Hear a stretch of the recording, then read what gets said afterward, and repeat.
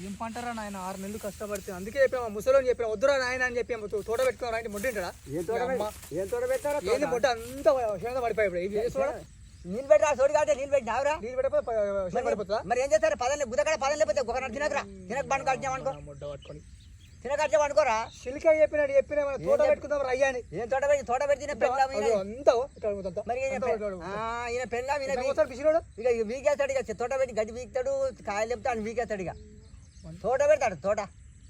రోజు రోజు పైసలు వస్తే జైలు వేసుకొని చూసినావు ఓ నువ్వే లెసిస్తున్నావు నాకు ఇవ్వతే ఆడ వచ్చి ఇప్పుడు 20,000 లెసిస్తున్నావు 20,000 దెంగి వచ్చిన అల్మారెళ్ళి నీకు వయసులో ముసల్దాన్ని చెప్పినప్పు చెప్పిన ముసలానికి ముసలానికి సిగ్గులేదు నీకు సిగ్గులేదు 5-6 లక్షల దాకా వస్తాయి ఒడ్ల పైసలు నేను కష్టం చేస్తే వస్తున్నాయి పిగుడు వానికి వేసిండు అని నా కట్ట నీ ఇష్టం నీ కర్మ అది నీ కర్మ గాలి నువ్వేమని చేసుకో ఈ చేను కోసుకుంటావా తలగొట్టవు